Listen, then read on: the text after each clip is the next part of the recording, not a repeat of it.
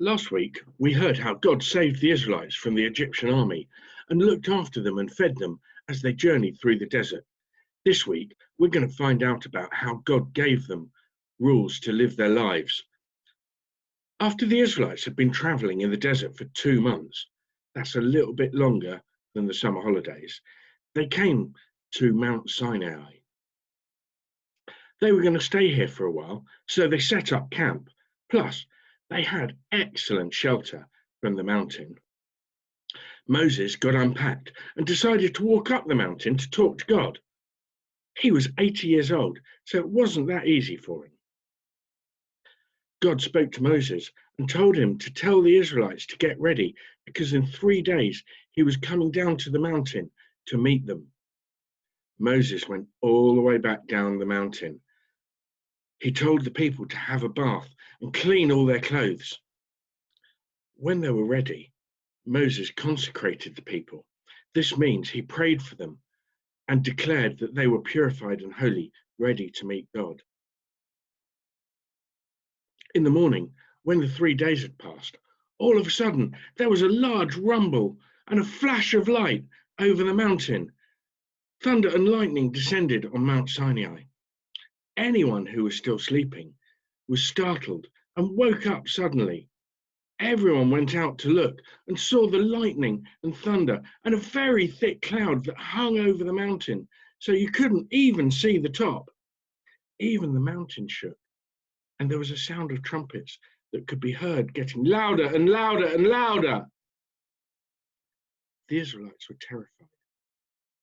Moses told the people that God was going to speak to them, but they were afraid and said to Moses, "Don't let God speak to us directly, or we will surely die. You speak to him and tell us what he says. We'll do everything you say." So Moses went back up the mountain again to hear from God. He told the Israelites not to follow him because the mountain was a holy place and God's presence was there. He warned them that if they stepped foot on the mountain, they would die. Moses stayed at the top of the mountain for a long time, for 40 days and 40 nights. God was telling Moses how the people should live. He was giving Moses a set of guidelines about how to make the most out of their lives. God knew what was best for his people. He wanted to keep them safe and protect them, and he wanted them to love and honor him. And following his rules would demonstrate their love for him. God gave Moses a lot of instructions, but the main ones, the headlines, if you like, became known as the 10 Commandments. God wrote these on big flat pieces of stone called tablets. Let's have a brief look at the 10 Commandments, shall we? The first commandment is, "You shall have no other gods but me." This means that nothing should be more important than God. No hobbies, TV, video games, even friends and family shouldn't be more important than God. Jesus also said the same thing when he was on earth. He said the greatest commandment was to love the Lord your God with all your heart, all your soul, all your mind, and all your strength. Or put quite simply, just put God first. The second commandment is do not make or worship idols.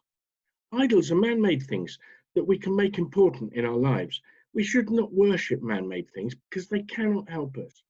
Like the first commandment, God wants our love, and he doesn't want us to bow down and worship statues just because we can't see him.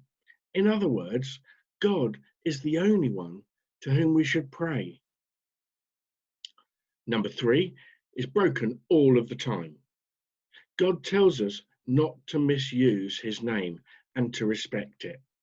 Many people use God's name like a swear word or say it when they're really upset. God wants us to use his name when we're talking to him or telling others about how loving and caring he is. Using it in any other way is misusing it, and God does not like that at all. The fourth commandment is remember God's Sabbath. For us, typically, this is a Sunday. As we heard last week, God wants us to take one day of the week and rest and dedicate it to him. When God made the world, he did it in 6 days, and then he rested on the 7th day, and we should do the same. Number 5 might be a little bit tricky, but it is very important. God says to honor our parents. Sometimes you might think you know best, or you might get frustrated because your parents won't let you do something. But we should do what they tell us because they love us and they want to keep us safe, just like God does. The next few are fairly straightforward. Number 6 is do not murder. But I think we can take that to mean do not hurt other people or do not be mean and nasty. Number 7, do not commit adultery. Number 8, do not steal. Don't take anything that's not yours. Next comes do not lie. This is number 9. Sometimes we lie because we don't want to get into trouble. Other times it might be because we don't want to upset other people. So we tell them what we think they want to hear. The problem is that lies get found out. And when that happens, you'll get into more trouble than you would have done if you'd told the truth in the first place. And others will get more upset than they would have done when they find out that you haven't been truthful. And the last of the 10 is do not be jealous of other people. Some people might have more than us and others might have less, but God gives us what we need and sometimes other things that we just want too. We should thank God for all he's given us. Jealousy might tempt us to break some of the other commands as well, like do not steal or do not hurt other people, and that would not be good. God knows what's best for us, and we should put our trust in God. When God had finished speaking to Moses and written all of these commandments on the tablets, Moses took the tablets and carried them down the mountain to tell the Israelites. And this is how God gave us the 10 Commandments. Thank you.